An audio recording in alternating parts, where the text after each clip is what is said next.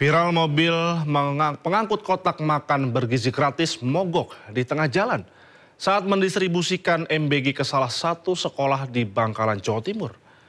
Para siswa dan guru berinisiatif membantu dan menjemput dan mengangkut makanan secara gotong royong berjalan kaki ke sekolah. Tulih, akan. Beginilah aksi para siswa SD Larangan Timur 1, Kabupaten Bangkalan, Jawa Timur saat bersama-sama mengangkut kotak-kotak makanan bergizi gratis ke sekolah mereka pada Jumat kemarin. Para siswa sekolah dasar ini harus bergotong royong menjemput kotak MBG mereka ke titik lokasi mobil pengantar yang mogok di tengah jalan. Meski lelah karena harus berjalan menenteng kotak MBG, namun mereka terlihat tetap antusias. Kejadian tersebut dibenarkan oleh pihak sekolah maupun SPPG Sehat Luhur Mandiri yang bertugas melayani pendistribusian MBG. Berdasarkan pengakuan petugas SPPG, ada masalah pada bagian mesin mobil sehingga kendaraan tiba-tiba mati di tengah jalan. Akibat medan jalan yang harus dilalui cukup berat karena memasuki wilayah perbukitan. Karena memang tempat atau rute yang ditangani oleh SPPG ini memang rute di pegunungan atau perbukitan dan jalannya tidak lapang seperti di perkotaan. Meski upaya pendistribusian MBG tersebut sempat terganggu, namun semua pengiriman kotak MBG akhirnya tuntas berkat bantuan para guru dan siswa. Dari Bangkalan, Jawa Timur, Taufik Syahrawi, iNews melaporkan. Di balik polemik program makan bergizi gratis, banyak momen jenaka dibagikan netizen di dunia maya. Mulai dari ayam geprek manual hingga mukbang MBG.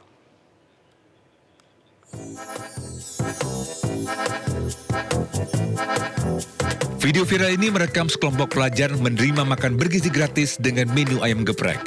Namun tak sesuai harapan, ketika dibuka ternyata ayam masih utuh. Setelah pikir panjang, pelajar tersebut mengayunkan pukulan dan seketika ayam utuh memenuhi takdirnya menjadi ayam geprek nan paripurna.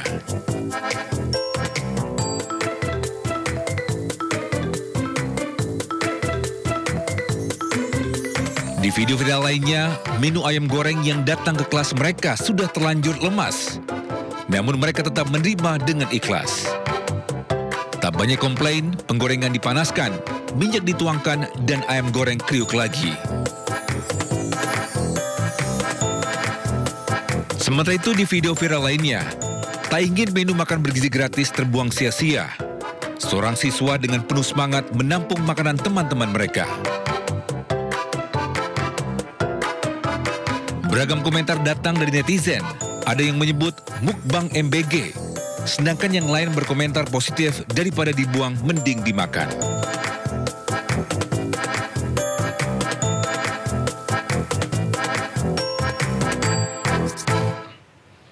Beralih ke informasi lainnya pemirsa, Presiden ke-7 RI Joko Widodo buka suara mengenai keberadaan dirinya yang ditunjuk sebagai Dewan Penasihat Global Bloomberg New Economy. Jokowi akan membawa gagasan-gagasan yang dimiliki serta hal-hal yang berkaitan dengan New Economy yang berkaitan dengan Indonesia.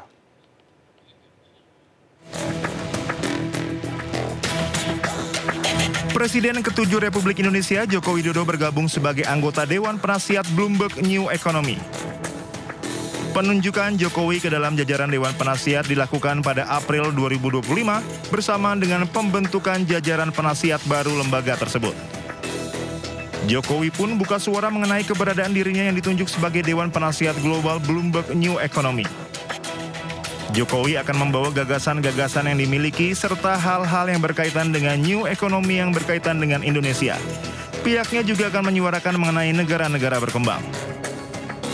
Itu saja gagasan-gagasan yang kita miliki.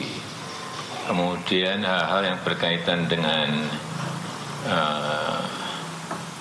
New Economy yang berkaitan dengan negara kita, mungkin yang sudah dilaksanakan di ASEAN, kemudian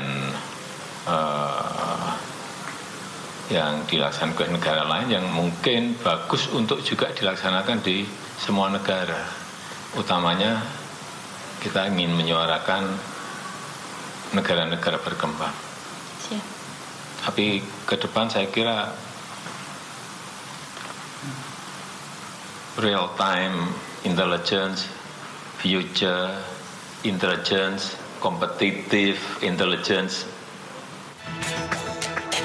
Selain Jokowi, sejumlah tokoh internasional juga duduk di kursi penasehat antara lain Michael R. Bloomberg, Mario Draghi, Gan Kim Yong, serta Gina Raimondo.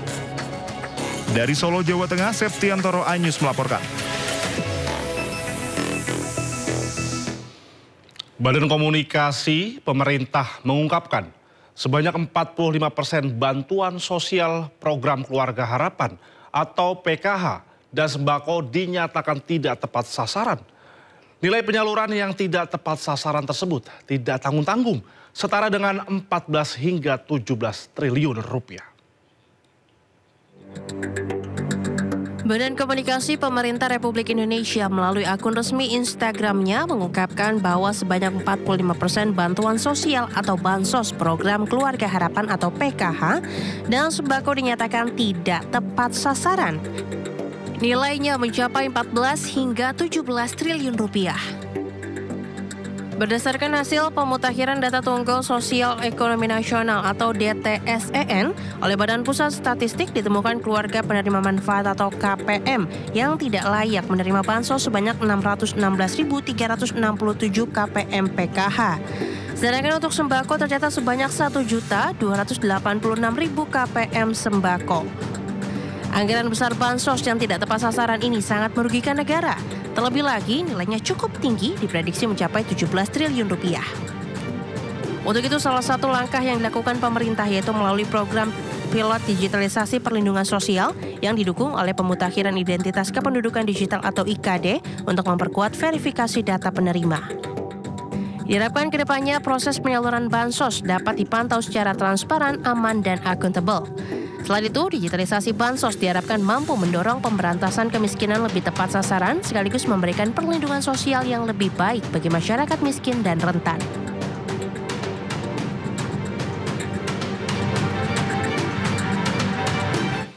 Temuan ketidaktepatan penyaluran bansos yang nilainya mencapai 17 triliun rupiah menjadi hambatan dalam percepatan program perlindungan sosial. Pemerintah pun akan memberlakukan sistem digitalisasi data penerima manfaat. Menteri Sosial Saifullah Yusuf menegaskan Kementerian Sosial telah melakukan verifikasi lapangan atau ground check terhadap 12 juta keluarga penerima bansos untuk memastikan kelayakan penerima manfaat. Langkah ini merupakan tindak lanjut dari instruksi Presiden nomor 4 tahun 2025 tentang pemanfaatan data tunggal sosial dan ekonomi nasional atau DTSEN. Badan Komunikasi Pemerintah menyebutkan sekitar 45% dari bansos program Keluarga Harapan serta bantuan sembako disalurkan tidak sesuai sasaran. Sekitar 1,9 juta keluarga tercatat menerima bantuan, padahal tidak lagi memenuhi syarat sebagai penerima manfaat. Pertama yang kami lakukan adalah melakukan ground check terhadap 12.000 keluarga penerima manfaat. 12 juta keluarga penerima manfaat. Dari hasil ground check yang dilakukan oleh Kementerian Sosial lewat pendamping-pendamping yang kami miliki dengan sumber daya yang dimiliki oleh BPS, ditemukan 1,9 juta yang dinyatakan tidak memenuhi syarat lagi untuk menerima bansos. Dan untuk itu kita alihkan kepada mereka yang lebih berhak. Yang kedua, untuk mengetahui profil rekening penerima bansos, kami atas izin Presiden melangkah dan bekerja sama dengan PPATK. Di sanalah kita menemukan lebih dari 600.000 penerima bansos yang terindikasi